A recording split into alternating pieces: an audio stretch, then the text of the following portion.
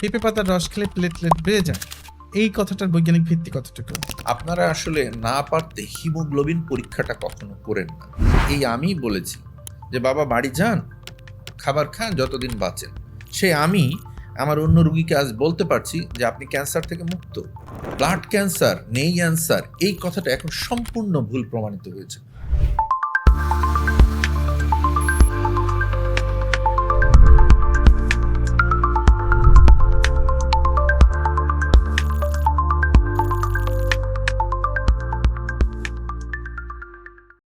ল্যাবেট presence doctor ডেস্কে সবাইকে স্বাগতম। আজ আমাদের সঙ্গে আছেন ডক্টর আশিকুজ্জামান, তিনি রক্তরোগ, মেডিসিন এবং ক্যান্সার বিশেষজ্ঞ। বরাবর মতো সঙ্গে আছে আমি ডক্টর সিদ্ধার্থ মজুমদার। চলুন কথা বলা যাক। স্যার কেমন আছেন? ভালো আছি, আপনি কেমন আছেন? স্যার ভালো আছি। স্যার আপনার কোন জেলাতে বড় ওঠা? কিভাবে আপনি চিকিৎসক হয়ে উঠলেন? যদি আমাদেরকে একটু ছোট করে বলেন। আমার জন্মস্থান খুলনায় এবং সেন্ট জোসেফস হাই স্কুল খুলনায় আমার স্কুল, কলেজ ওখানেই। আর মেডিকেল কলেজ হচ্ছে স্যার সলিমুল্লাহ মেডিকেল কলেজ। তো যেভাবে যে যখন আমি মেডিকেল কলেজে খুলনা থেকে আমরা ঢাকায় আসি, দেখা যায় আমরা ৩ ভাই। তো এই ৩ ভাইয়ের জন্য আমার বাবা মা সম্পূর্ণ খুলনা থেকে অলমোস্ট শিফট হয়ে ঢাকায় চলে আসেন।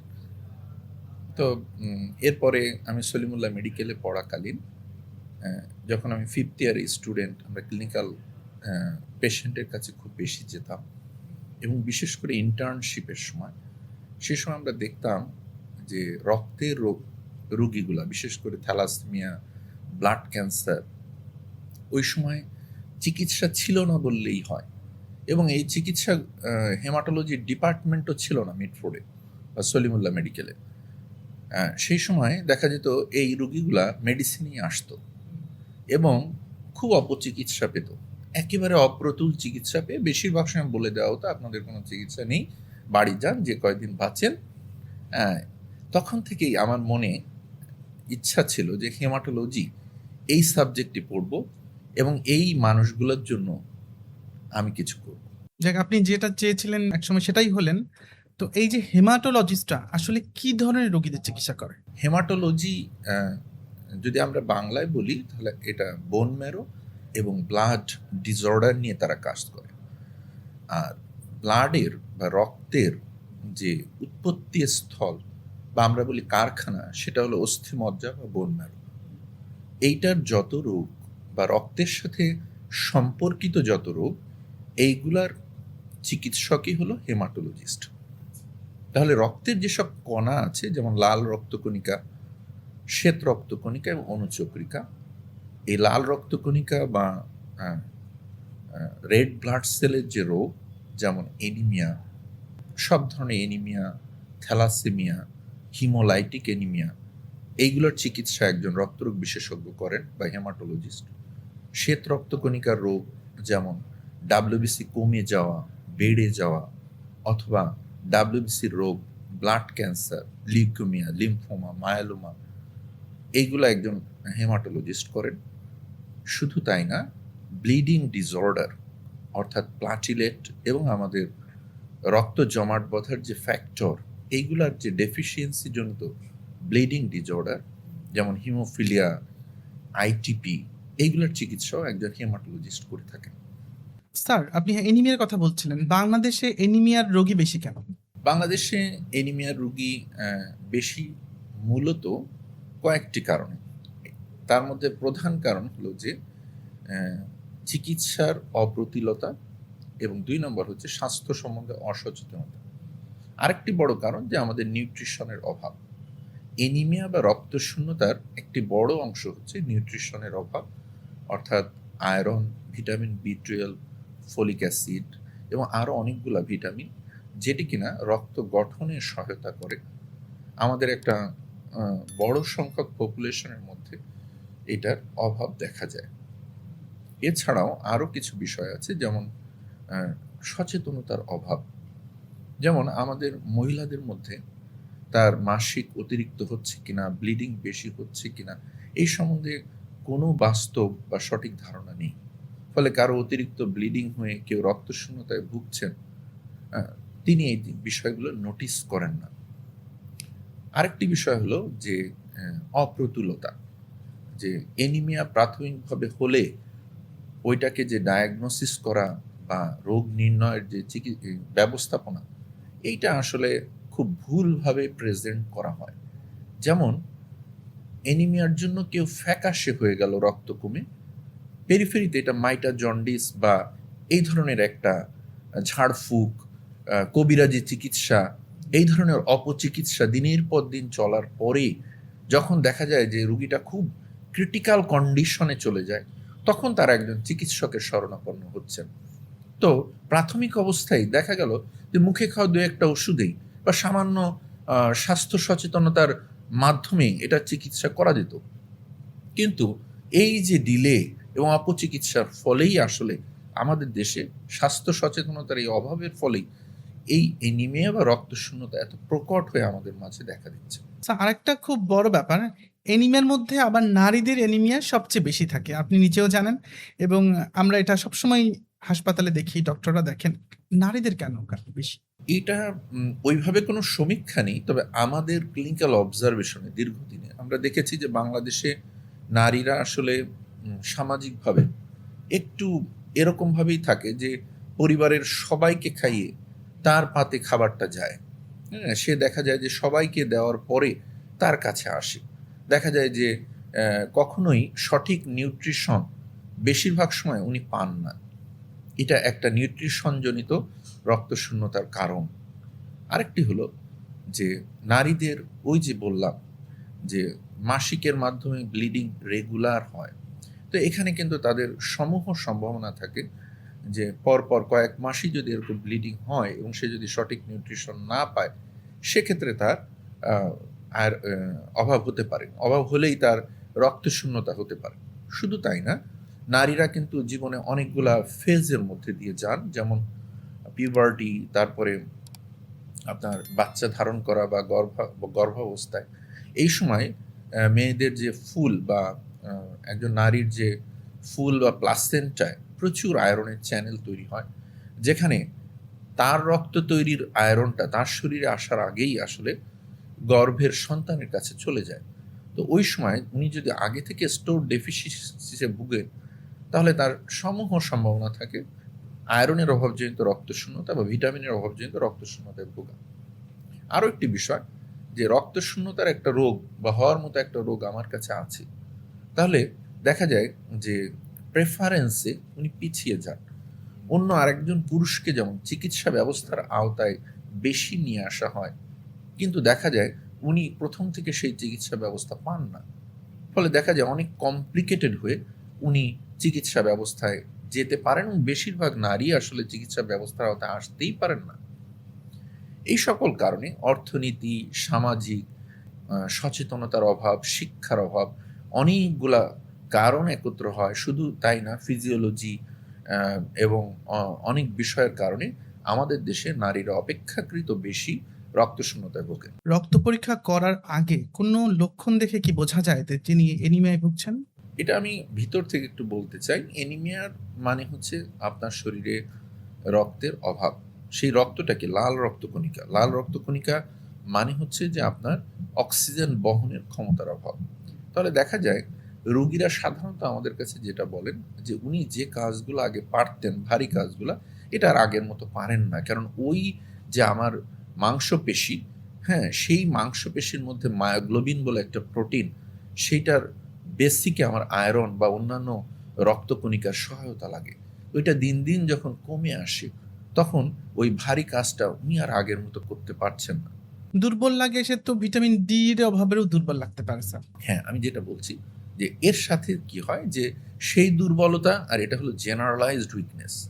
একটা হলো যে আমার একটা হাড় বা আমার হাত পা নাড়াতে যে দুর্বল হয়, আর এটা হলো যে প্রোগ্রেসিভ তার ফাংশনাল ডেবিলিটি ডেভেলপ করে, যে উনি যে কাজটা আগে পারতেন সেই কাজটা আর আগের মতো উনি পারেন না। এটা কোনো ব্যথা বা অন্য কোনো কারণ না, বরং ওই পারফরমেন্সটা উনি করতে পারছেন না অক্সিজেনের অভাবে। এর পাশাপাশি দেখা যায় যে তিনি ফ্যাকাশে হয়ে যান। হ্যাঁ, এবং আরেকটা বিষয় হচ্ছে যে তার কার্ডিয়াক অ্যাক্টিভিটি, হ্যাঁ, বা কি বলি প্যালপিটেশন, এটা বেড়ে যায়। কারণ তার অল্প ব্লাড বা হিমোগ্লোবিন দিয়ে তার ভাইটাল অর্গানগুলোকে অক্সিজেনেটেড করতে হয়। তা হার্টকে আগের থেকে অনেক বেশি কাজ করতে হয়।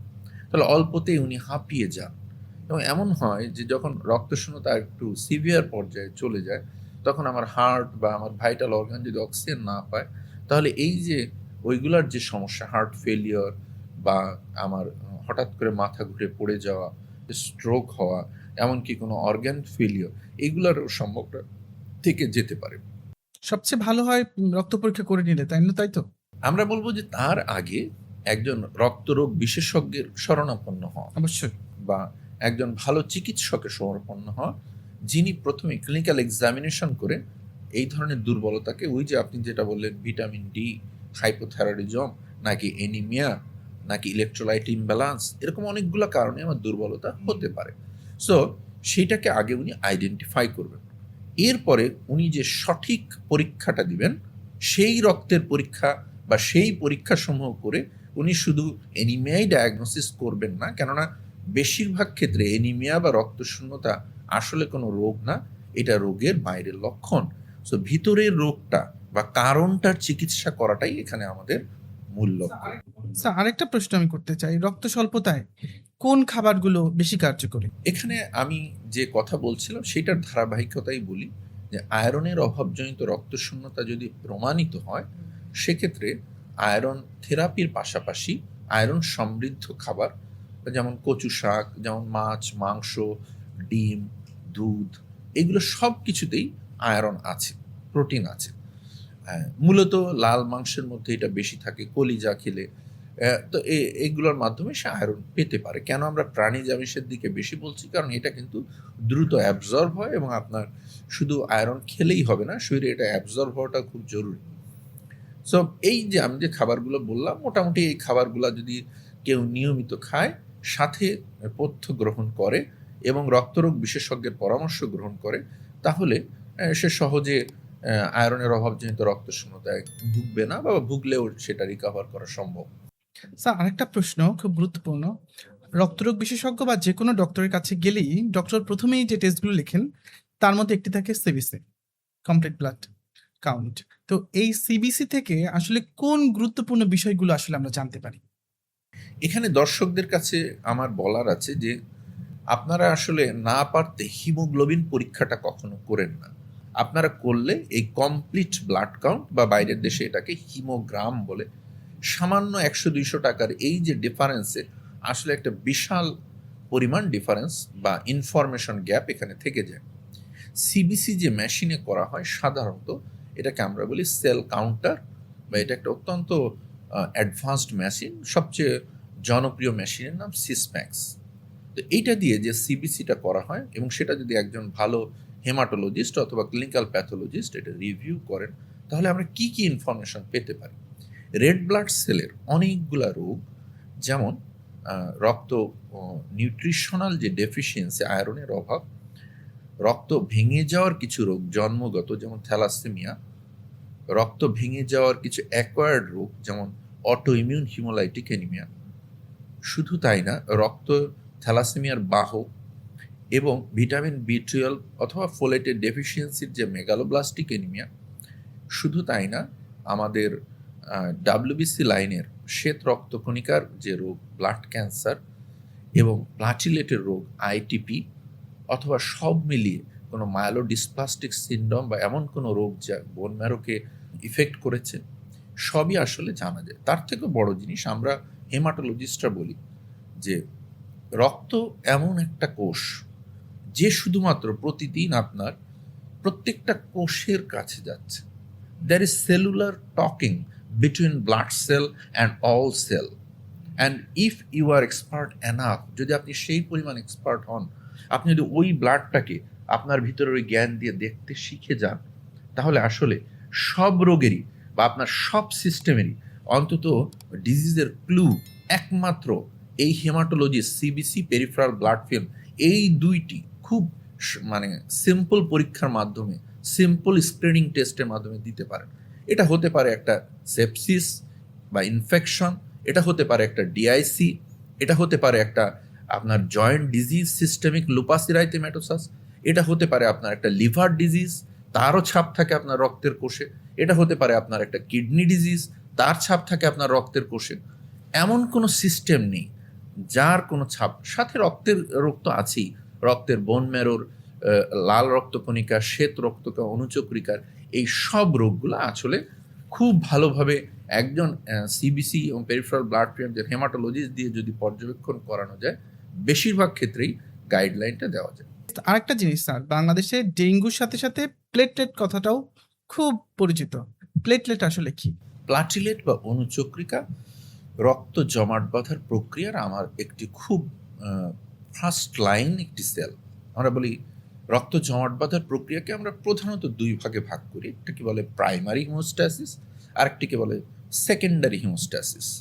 তাই প্লাটিলেট বা অনুচক্রিকা আমাদের একটা ছোট আঘাতেই আমার কিন্তু এখানে অসংখ্য রক্তনালীর মধ্যে গ্যাপ তৈরি হয়। তাহলে সাথে সাথে করে কি অনুচক্রিকা অ্যাক্টিভেশনে যায়, রোলিং শুরু হয় এবং সে ওই গ্যাপটাকে পূরণ করে আমার সামান্য প্রতি আঘাতের ব্লিডিংয়ের প্রাইমারি হিমোস্ট্যাটিক প্ল্যাগ তৈরি করে। তাহলে আমার জীবনে চলা ফেরা সব জায়গায় আমরা কিন্তু কোনো ব্লিডিং দেখি না, শুধুমাত্র এই অনুচক্রিকার কারণে। তো প্রতি মুহূর্তে আমাকে সবগুলো অঙ্গকে সেভ করছে অনুচক্রিকা, এই ব্লিডিংয়ের হাত থেকে বাঁচাচ্ছে অনুচক্রিকা। এটি মূলত আর কিছুই না, আমাদের বোন ম্যারো বা অস্থি মজ্জার মধ্যে স্টেম সেল থেকে তৈরি একটি কোষ, যেটাকে আমরা বলি মেগা ক্যারিওসাইট। এই মেগা ক্যারিওসাইটের সবচেয়ে পরিণত অংশ একসময় টুকরা টুকরা হয়ে ভেঙে প্লাটিলেট দানা হিসাবে আমাদের রক্তে চলে আসে, যেটা কিনা প্রায় 7 থেকে 10 দিন আমাদের সিস্টেমে ঘুরে বেড়ায় এবং আমাদের এই রক্ত জমাট বাঁধতে সহায়তা করে। ডেঙ্গিতে যখন প্লেটলেট কমে যায়, কখন আতঙ্কিত হওয়া উচিত? যে ডেঙ্গি ভাইরাস আসলে কি করে, যে সে প্রচুর সাইটোকাইন রিলিজ করে। এর ফলে আমাদের ওই যে আমি যে বললাম ক্যাপিলারি বা এন্ডোথেলিয়াম রক্তনালীর মধ্যে গ্যাপ তৈরি হয়। ফলে যেই গ্যাপ তৈরি হয়, ফ্লুইডটা ওখান দিয়ে লস হয় এবং গ্যাপ তৈরি হলে আমি যেটা বলেছি প্লাটিলেট কি করে, প্লাটিলেট যেটাই থাকে তার বেশিরভাগই ওয়ালের গায়ে থাকে। সো আপনি যদি মাঝখান থেকে রক্তটা তুলে প্লাটিলেটের পরীক্ষা করেন, তো বেশিরভাগ সময় আপনি সিউডো থ্রম্বোসাইটোপেনিয়া বা ভুল থ্রম্বোসাইটোপেনিয়া পেয়ে যাবেন। তো এখানে দেখা গেল যে আপনার প্লাটলেট 40,000, আপনি আতঙ্কিত হয়ে গেলেন। বিষয়টা আসলে তা না। আমরা সবসময় বলি 3 ভাগের 1 ভাগ প্লাটলেট আসলে ওই এন্ডোথেলিয়ামের গায়ে আছে।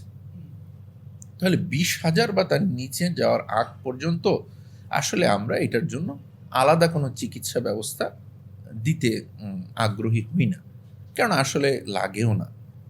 প্রকৃতপক্ষে ডেঙ্গিতে একটা কাজ হতে পারে যে সাইটোকাইনের কারণে আপনার অস্থিমজ্জায় রক্ত তৈরি অনেক কমে যেয়ে একসময় প্লাটলেট কমতে পারে। এটা আসলে অনেক অ্যাডভান্সড স্টেজে যে হয়ে থাকে। দেখা গেল কারো কোয়াগুলোপ্যাথি ডেভেলপ করেছে, সেক্ষেত্রে আমরা বলি 50,000 বা তার বেশি প্লাটলেট রাখতে।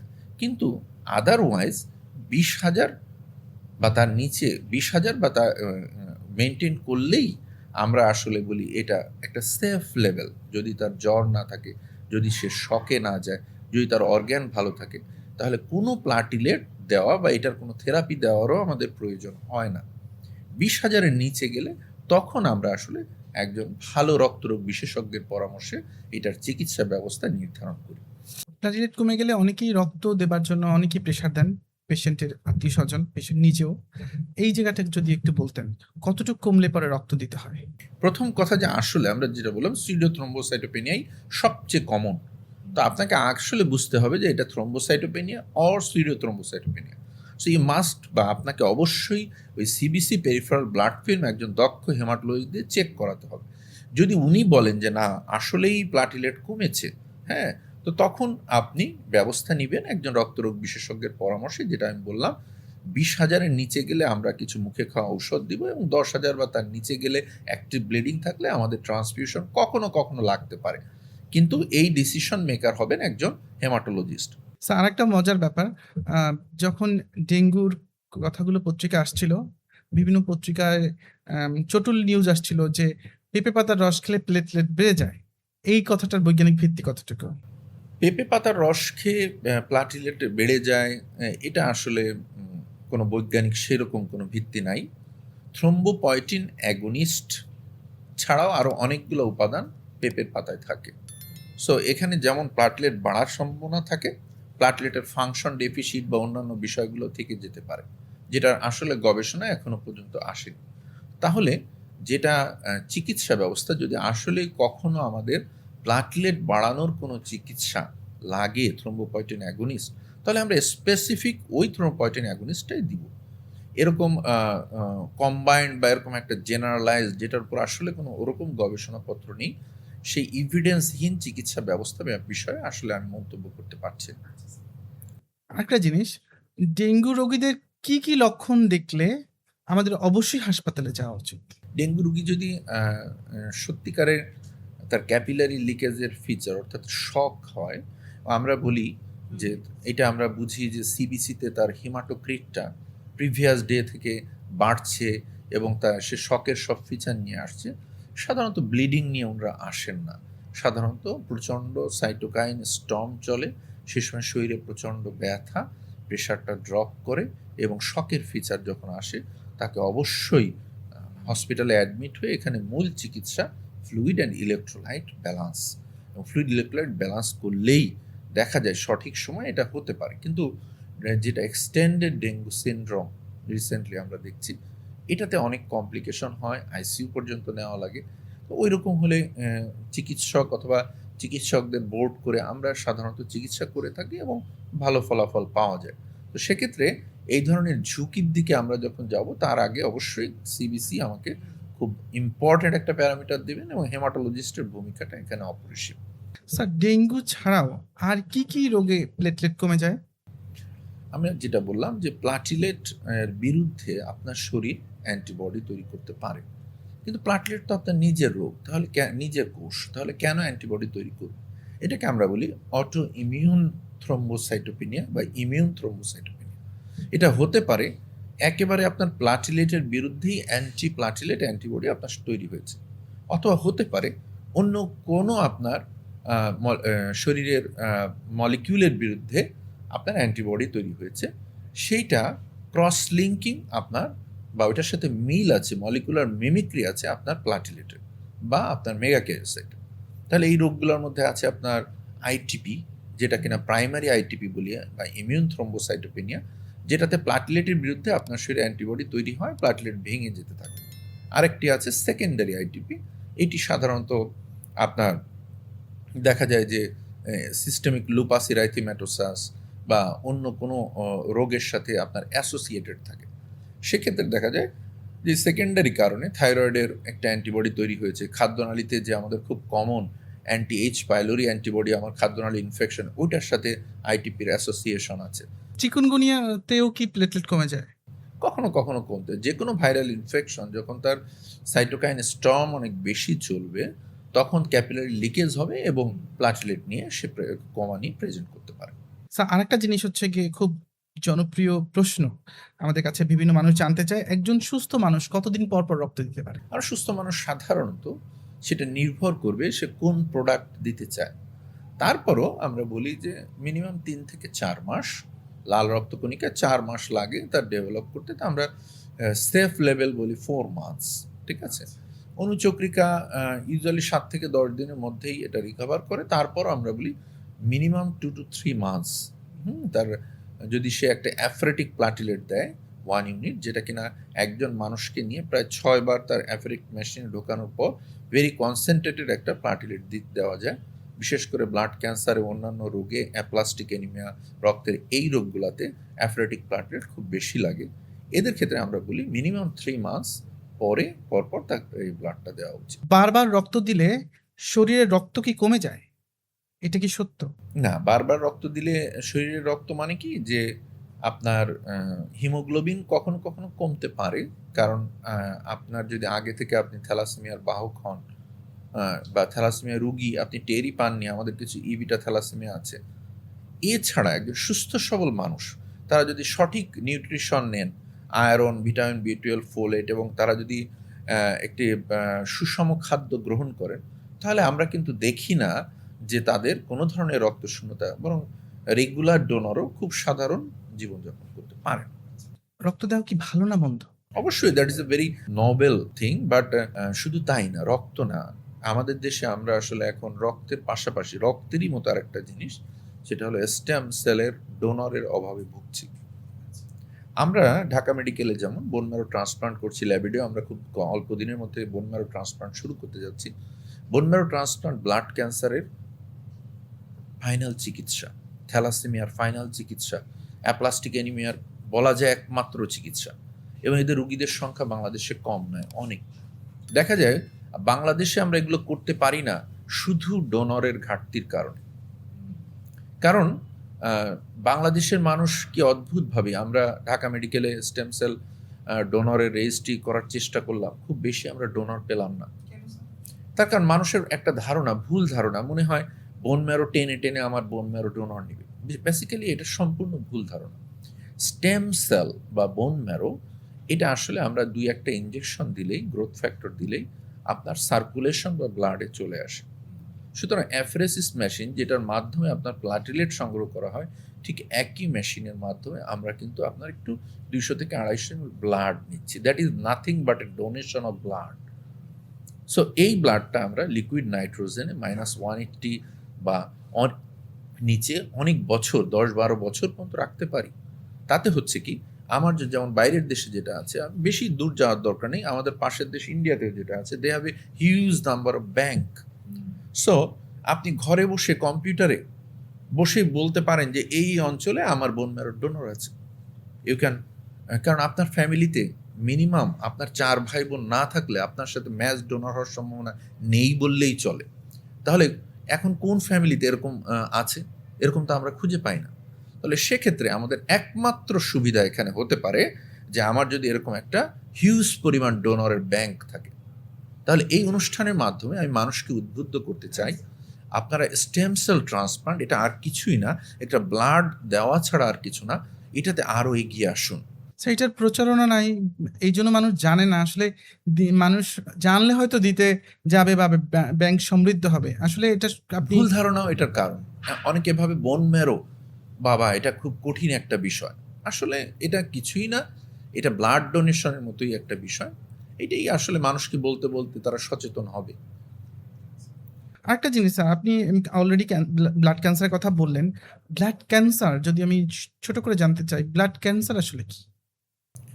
ব্লাড ক্যান্সার, আপনি যদিও বলেন ব্লাড, কিন্তু বেশিরভাগ ক্ষেত্রে এটা হচ্ছে বোন ম্যারোর স্টেম সেলের ক্যান্সার।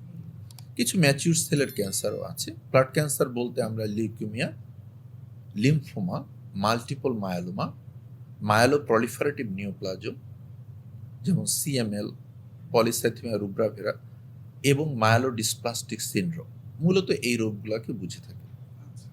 এর মধ্যে অ্যাকিউট লিউকেমিয়া বা লিউকেমিয়া এবং মায়োলোডিসপ্লাস্টিক সিনড্রোম, মায়োলোপ্রলিফারেটিভ নিওপ্লাজম, এগুলি সবই স্টেম সেলের ডিজিজ। লিম্ফো অ্যান্ড মায়োলোমা এগুলো ম্যাচিউর সেল, আমাদের বি এবং টি লিম্ফোসাইটের মিউটেশনের ফলে তৈরি হওয়া রোগ। বেশিরভাগ ক্ষেত্রে অ্যাকোয়ার্ড জেনেটিক মিউটেশনের মাধ্যমে আমার শরীরের কোনো কোষ যদি অস্বাভাবিকভাবে বৃদ্ধিপ্রাপ্ত হয়, তার ম্যাচুরেশনটা যদি একটা ক্ষেত্রে অ্যারেস্ট হয়ে যায় এবং তার যে ক্ষমতা, ক্যাপাসিটি, যে তার যে ম্যাচিউর সেল রক্ত বহন করবে, ইনফেকশনের বিরুদ্ধে যুদ্ধ করবে, রক্ত জমাট বাঁধবে, এই ক্ষমতা যদি লোপ পায় এবং সে অস্বাভাবিকভাবে প্রলিফারেশন করে, তখন সাধারণত এটাকে আমরা ব্লাড ক্যান্সার বলে আখ্যায়িত করে থাকি।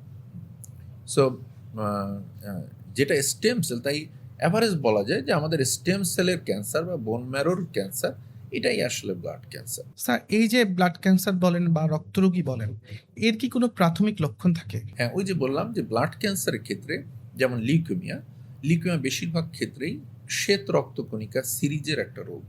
তাহলে শ্বেত রক্তকণিকার যে মূল কাজ রোগ প্রতিরোধ করা, এই কাজের ক্ষতি করেই এটা প্রেজেন্ট করে। মানে আমাদের প্রথমেই ইনফেকশন বা জ্বর হয়। আমরা কিন্তু এই পৃথিবীতে জীবাণু সমুদ্রে বসবাস করি। আপনার চোখে যদি আমি এই মুহূর্তে ইলেকট্রন মাইক্রোস্কোপ দিয়ে দিতে পারতাম, এই ঘরে যে অসংখ্য জীবাণু আছে, এটা দেখলে আপনার পৃথিবীতে বসবাসের আগ্রহ চলে যেত। আপনার শরীরের এই শ্বেত রক্তকণিকা প্রতি মুহূর্তে এর বিরুদ্ধে ফাইট করে জিতে আছে বলেই আপনার আসলে জ্বর হয় না। শ্বেত রক্তকণিকা যখন তার ফাংশন হারায়, প্রথমেই তবে হবে জ্বর। সেকেন্ড, আমাদের সে রক্ত তৈরি অন্য উপাদানের জায়গাগুলো দখল করতে থাকবে। তাহলে সেক্ষেত্রে আমাদের লাল রক্তকণিকার জায়গা যখন সে দখল করবে তখন হিমোগ্লোবিনটা কমে যাবে এবং সে দুর্বলতা আসবে। প্লাটিলেট এর জায়গা যখন দখল করবে তখন সে থ্রম্বোসাইটোপেনিয়া বা প্লাটিলেট কমা নিয়ে প্রেজেন্ট করবে, সে ব্লিডিং নিয়ে প্রেজেন্ট করবে। একসাথে যখন এই ৩টা লক্ষণ নিয়ে সে প্রেজেন্ট করবে, শুধু তাই না, বিভিন্ন জায়গায় সে ইনফিলট্রেট করে লিমফ্যানোপ্যাথি, হেপাটোস্প্লেনোমেগালি এই বিষয়গুলো অথবা গাম হাইপারট্রফি, গ্লোরোমা এগুলো নিয়ে প্রেজেন্ট করতে পারে। সো এগুলো নিয়ে যখন প্রেজেন্ট করবে সেটাকে আমরা বলব বোন ম্যারো ফেলিওর সিনড্রোম। তাহলে এই বোন ম্যারো ফেলিওর সিনড্রোমের একটা অংশ এই স্টেম সেল ম্যালিগন্যান্সি, আর একটা অংশ সেটা আমরা পরে বলবো অ্যাপ্লাস্টিক এনিমিয়া বা এরকম কিছু। আর ম্যাচিউর সেলের যে কোষগুলো, যেমন ধরেন আমরা বলি লিমফোমা, লিমফোমাটা একটা ম্যাচিউর বি লিম্ফোসাইট অথবা টি লিম্ফোসাইটের ক্যান্সার। এটা আমাদের শরীরে লসিকা গ্রন্থি বা লিম্ফ নোডের স্ফীতি নিয়ে সাধারণত প্রেজেন্ট করে, সাথে রক্তশূন্যতা থাকতে পারে, এর সাথে আমাদের ফুসফুসে পানি বা অন্য জায়গায় পেটের মধ্যে পানি, এটাকে আমরা অ্যাসাইটিস বলি, এবং কখনো কখনো জ্বর নিয়ে প্রেজেন্ট করতে পারে। মাল্টিপল মায়োলোমা সাধারণত রক্তশূন্যতা, অস্বাভাবিকভাবে আমাদের হাড়ের মধ্যে ব্যথা, খুব সামান্য আঘাতে হাড় ভেঙে যাওয়া এবং রক্তশূন্যতা নিয়ে আমাদের কাছে বেশি প্রেজেন্ট করে। স্যার, আমি আরেকটা জিনিস আবার জানতে চাই যে কোন লক্ষণগুলো একদমই অবহেলা করা উচিত না, যেটা আসলে ক্যান্সার ইঙ্গিত করে? কারণ আমাদের দেশে অধিকাংশ সময় আমরা দেখি রোগী যখন আসেন তখন ক্যান্সারে অনেকটা স্টেজ পেরিয়ে যায়। কোন লক্ষণগুলো একদমই অবহেলা করা যাবে না? যদি আপনি খুব দ্রুত ফ্যাকাশে হয়ে যান এবং জ্বর সাধারণ চিকিৎসায় না সারে, আপনার শরীরে যদি চাকা, গোটা এইগুলোর সাথে দেখা যায়, এবং যদি আপনার ওজন কমে যায়, এবং যদি আপনার বিভিন্ন রন্ধ্র যেমন দাঁতের মাড়ি, পায়খানার রাস্তা, প্রস্রাবের রাস্তা, এখান দিয়ে যদি ব্লিডিং হয়, আপনার হাড়ের মধ্যে যদি ব্যথা হয়, এই লক্ষণগুলাই আসলে আমাদের প্রধান লক্ষণ। জ্বর, বিভিন্ন রন্ধ্র থেকে ব্লিডিং, শরীরের গোটা স্ফীতি, খাওয়ার রুচি কমে যাওয়া, ওজন কমা, এইগুলা নিয়ে যদি এগুলো পারসিস্টেন্ট হয় তাহলে ধরে নিতে হবে যে এটা আমার রক্ত রোগের একটি প্রধান লক্ষণ। কোনো দেরি না করে আসলে নিকটস্থ রক্তরোগ বিশেষজ্ঞ বা হেমাটোলজিস্টের পরামর্শ গ্রহণ করতে হবে। স্যার, এখন এইসব চিকিৎসায় আধুনিক কি পদ্ধতি আপনারা ব্যবহার করছেন বা কি আসছে? তো শুরুর কথায় চলে যাই, সেই আমার মেডিকেল লাইফে তখন কিন্তু আমাদের টিচাররাই বলতেন যে হয়েছে ব্লাড ক্যান্সার, বাড়ি যাও, এই কয়েকটা ওষুধ লিখছি, আর কিছু খাবার খাও, যে কয়দিন বাঁচো। আমি আপনাকে বলতে পারি যে গত মাসেও আমরা ঢাকা মেডিকেল ল্যাবে একটা বড় সংখ্যক রোগীকে বলেছি যে আপনি ক্যান্সার থেকে মুক্ত। তাহলে আমি একসময় আমি বলেছি যে বাবা বাড়ি যান, খাবার খান, যতদিন বাঁচেন। আমি আমার অন্য রোগীকে আজ বলতে পারছি যে আপনি ক্যান্সার থেকে মুক্ত। তাহলে আমরা আসলে বলি যে জানাটাই হচ্ছে এই চিকিৎসার সবচেয়ে ইম্পর্টেন্ট ফ্যাক্টর। আমরা আসলে এই রোগগুলোকে এখন অনেকটাই জানি। এই জানছি কিভাবে? হ্যাঁ, ল্যাবেইড এবং অন্যান্য প্রতিষ্ঠান এর যে সম্পূর্ণ ডায়াগনস্টিক ফ্যাসিলিটি তারা নিয়ে এসেছে, flow cytometry, immunohistochemistry, molecular genetics, NGS, karyotype, এই পরীক্ষাগুলা এখন বাংলাদেশের সেন্টারেই বিদ্যমান। রোগের লক্ষণ আসার সাথে সাথে যে আমাদের কাছে আসছে, দেখা যাচ্ছে উইদিন 24 to 72 আওয়ার্স ডিজিজ আর ডায়াগনোসড। কমপ্লিকেশনে যাওয়ার আগেই আমরা সঠিক চিকিৎসা, যে এনসিসিএন বা আমেরিকান গাইডলাইন, ইহা গাইডলাইনের ঠিক একই চিকিৎসা ব্যবস্থা, একই ঔষধ আমাদের দেশে বিদ্যমান, বরং তাদের থেকে 10 থেকে 20 গুণ কম দামে আমাদের দেশে বিদ্যমান। আমাদের দেশে ঔষধ কোম্পানি এদিক থেকে অনেক এগিয়ে গিয়েছে।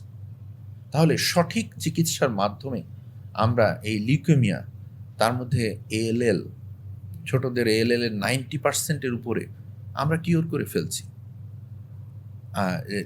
লিউকেমিয়ার মধ্যে অ্যাকিউট মাইলয়েড লিউকেমিয়া, যেটা আগে মাত্র 30% রেমিশনে যেত, এখন 80%-এর উপরে ফুল রেমিশন, এবং ব্লাড কখনো কখনো সম্পূর্ণ কিওরে যাচ্ছে।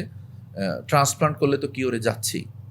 তারপরে আসেন lymphoma, Hodgkin's lymphoma, more than 95% can be very much cured. Non Hodgkin's lymphoma, এরও একটা বড় অংশ আমাদের ফুল রেমিশনে যাচ্ছে, কিছু কিছু অংশ সম্পূর্ণ কিওর হচ্ছে। মাল্টিপল মায়োলোমা, যেটা আগে বলা হতো কমপ্লিটলি ইনকিউরেবল ডিজিজ, সেই টার্গেটেড থেরাপি এবং ট্রান্সপ্লান্ট এতটাই অ্যাভেলেবল হয়েছে যে খুব কম খরচে এখন মাল্টিপল মায়োলোমা একেবারে গভীর রেমিশনে চলে যাচ্ছে। 15 বছর পর্যন্ত সম্পূর্ণ রেমিশনে থাকছে, এরকম রুগী আমার আছে। তাহলে এটা তো সুস্থতার আরেকটা রকমই, সে তার সম্পূর্ণ সাধারণ জীবনে ফিরে গিয়েছে। সিএমএল, টার্গেটেড মলিকুলার টার্গেটেড মুখে খাওয়া টিকেআই তে সে সম্পূর্ণ রেমিশন এবং ভালো আছে, এবং ট্রিটমেন্ট ফ্রি রেমিশন বলে আরেকটা বিষয় আমরা নিয়ে এসেছি যেটা সুস্থতার সমসাময়িক। মায়োলোপ্রলিফারেটিভ নিওপ্লাজম, তার সব চিকিৎসা ব্যবস্থা বাংলাদেশে বিদ্যমান। এমনকি এমডিএস এর মতো কঠিনতম রোগ, যেটা আগে বলা হতো এমডিএস হয়েছে তার কোনো রকম, এইটা 8 বছরের উপরে 10 বছরের উপরে আমাদের চিকিৎসায়, সামান্য মুখে খাওয়া চিকিৎসায় ভালো আছে।